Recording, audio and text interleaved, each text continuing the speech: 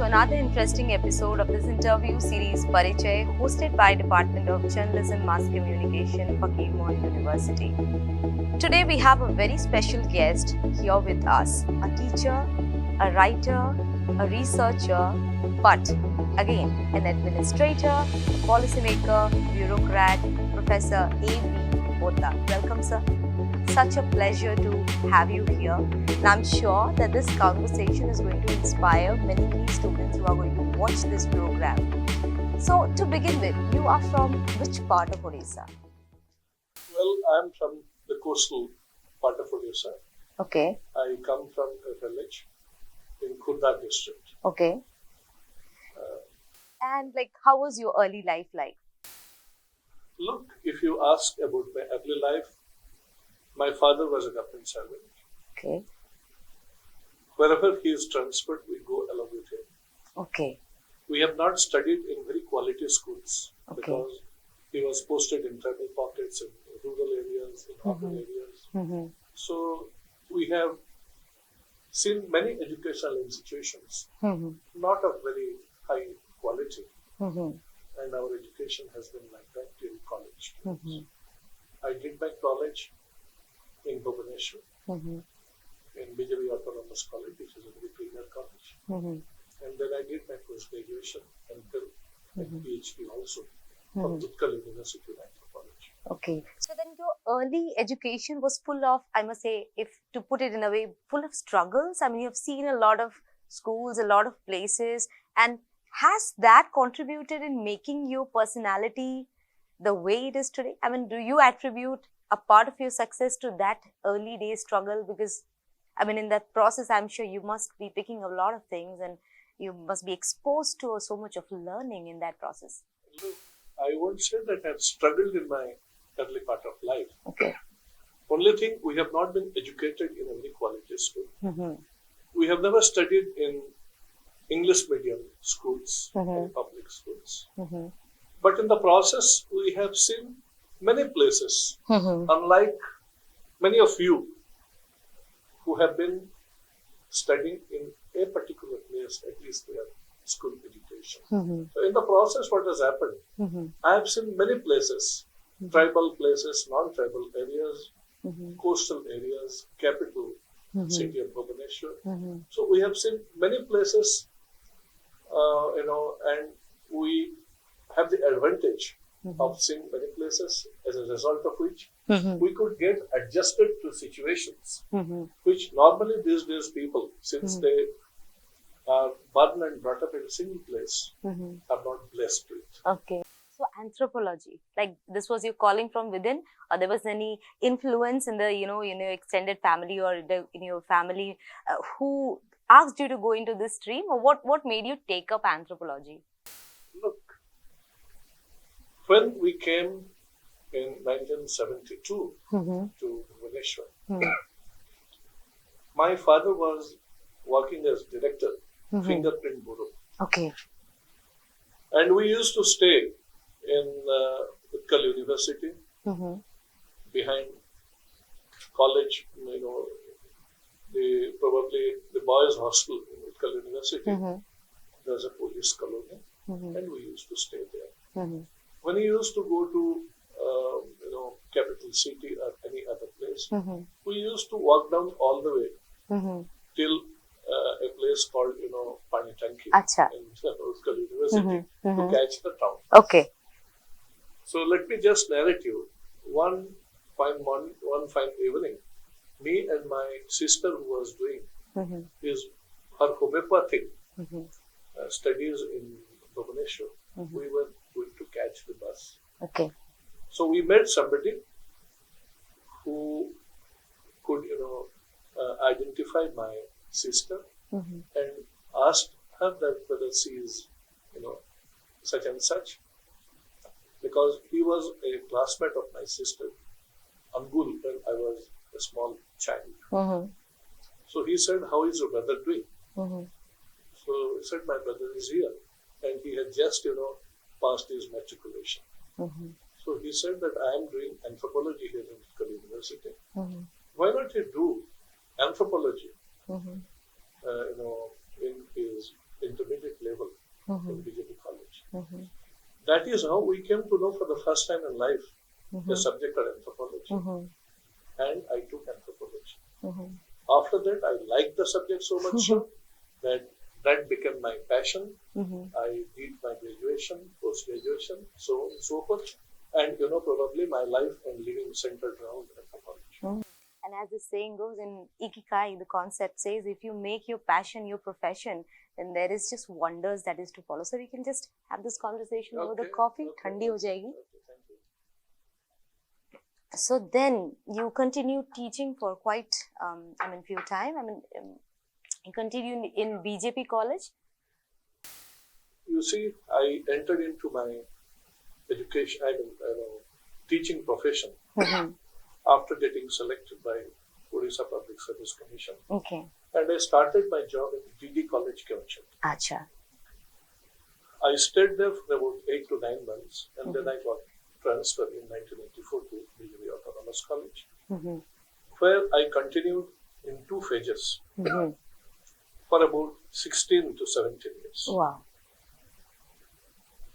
And after that, I went on deputation to work as an anthropologist in a World Bank funded project where I was looking after the displacement and rehabilitation of the displaced people. Okay. There I worked for 6 years. Okay. And then I came as director, SC/ST Research and Training Institute, and I headed the Odisha State Tribal Museum. While in that position, my name was recommended to Government of India, and UPSC conducted an interview for lateral entry as an IAS officer. Okay. And I came into Indian Administrative Service in the year 2008. Okay. So while you were working this post, you were looking after this entire affairs of tribal people, you have also made statements about like sustainable development. Yeah. A lot of your statements reflect this line. So you believe this thing from the very core of your, that development should happen in a sustainable way, where environment and human beings should coexist. Forests should be afforestation should be encouraged, and the tribal people, the indigenous culture should be safeguarded. So that, can you just reflect something about on that? No, let me tell you that, while I was in academics, while I was looking after the displaced tribals of development projects, and also during my career as a researcher, heading the Tribal Research Institute, and also during my administration, I have visited tribal places quite a bit.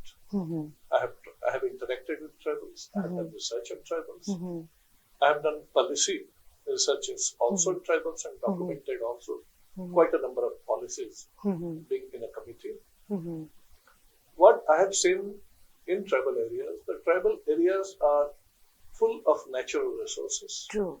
And the resource-rich tribal areas are not being tapped properly for sustainable development of the tribals. And there is enough scope for government to see that sustainable tribal development using the tribal ecosystem possible.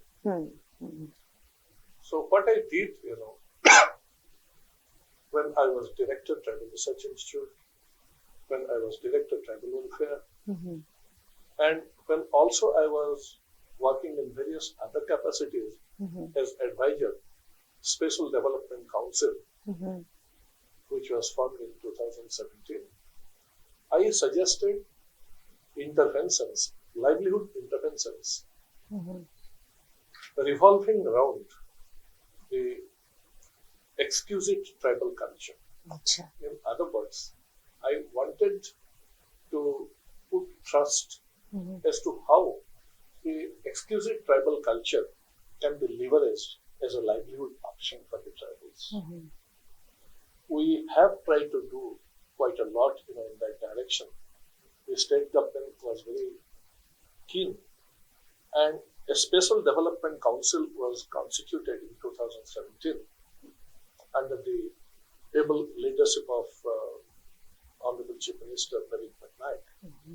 And you find in 23 districts it has been expanded now. Normally, development happens without looking at cultural protection. For the first time, the conservation of culture was given separate thrust. And this Special Development Council was so designed that important cultural markers of the tribal communities were identified. And government has made a lot of effort, now they are doing a lot of effort to see that the core tribal culture is conserved, protected, preserved, propagated, and is used as a meaningful livelihood option so that sustainable tribal development can be made possible alongside conserving the rich tribal culture and see that the culture is not languishing, is not vanishing. So was this transition from academician to being an administrator, was it easy? Was it hard?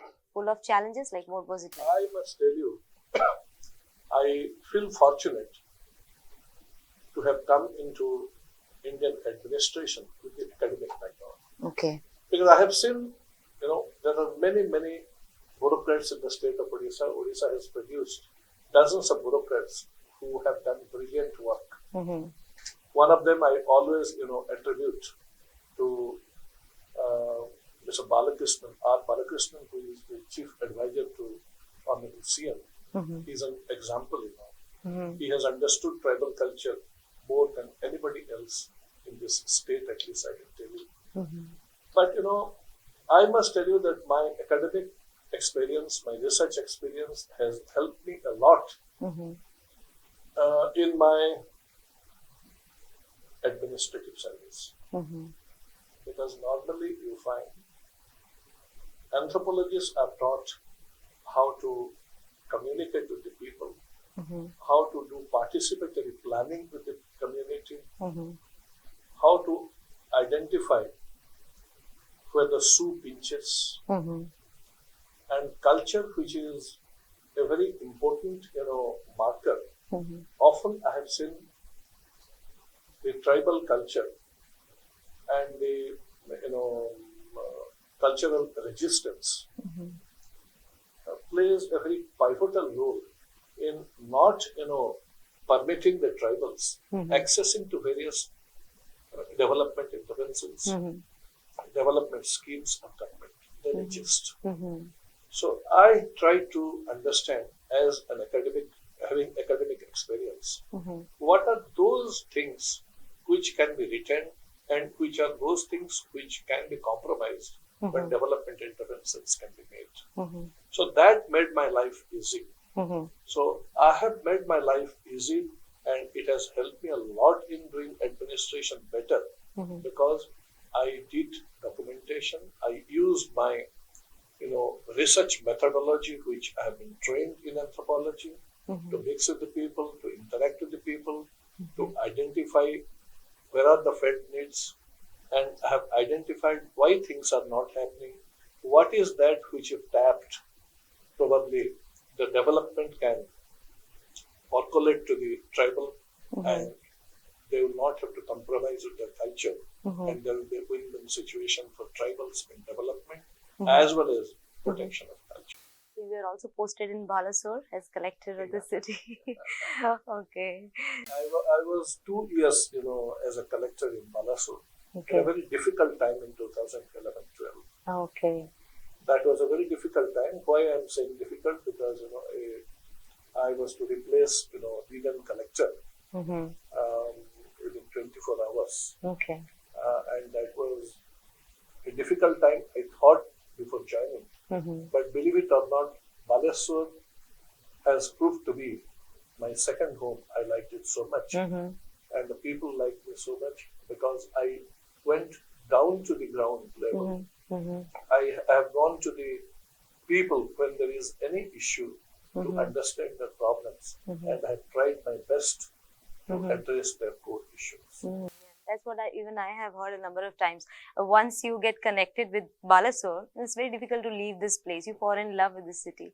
So you've written a number of books. Like if you have to pick like 2 publications of yours which will be must read for the students, so which would be those? All the books are not meant for all audiences. True. These are all customized. But then 2 important publications, notwithstanding who are your, target groups. I will consider 2 of my publications. On 26th September 2022, a 5-volume, series was released by Honorable Chief Minister. Okay. That is Encyclopedia of Tribes of Odisha. In those 5 volumes, about 300 odd articles covering all the 62 communities and 13 heritages find a place. And it has been very highly appreciated all over the country, I can tell you, which is a must read for any anthropology students or for any culture loving person who would like to know about the tribal communities of the state. And the second volume, the 3-volume, series, which was published in probably 2020, is on heritages of Odisha, in 3 volumes. Okay. 1 volume dealing with the ethnography, the other volume deals with their health and nutrition, and the 3rd volume deals with livelihood. These are also must read for readers cutting across disciplines. And I'll tell you, a recent book of mine was released on 12th August 2023 by Sri Arjun Munda. And that is the first book in a 14-book series proposed by me on intangible and tangible tribal cultural heritage. Okay. The first book is Indigenous Knowledge System of particularly vulnerable tribal groups in India. There are several books which are, in the process of making. I think I'll take 4 years' time to release another 13 books. Oh, wonderful. If that can be accomplished during my lifetime, I think that will be the biggest contribution of mine to the society. Great. So, so many dimensions to your personality and so much of hard work we can see. But then, who you think has had most influence? Of course, hard work to hota hi hai, determination or ye to hota hi hai. But there are some influences that we always have on some, maybe a teacher, maybe our parents, maybe our better half. Whose influences you feel you had on your life? If you just look at your journey. You see, it's a very difficult question to be answered. Okay. Very easy questions to be asked. There is no single individual who has contributed to my, successes. There are 3 levels at which, 3 persons I will identify to have contributed enormously for my success. From my early childhood till 1991, when my father passed away, my father was my first role model. He was a very straightforward person. He was down to earth, a very, very, practical person. And he used to tell me 2 things which I have very meticulously followed in letter and spirit. That don't harm anybody. You may not help somebody, but don't harm anybody. The second thing he used to tell me, that don't harm anybody. But if somebody harms you,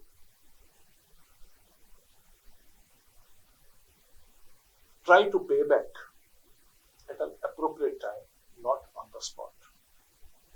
I've been following these 2 things The third thing he says, he was a police officer. I have seen many police officers' children not being established persons in the society. But my father was a very honest person. He had said that if you become the head of an office somewhere, try to be a true leader and try to take people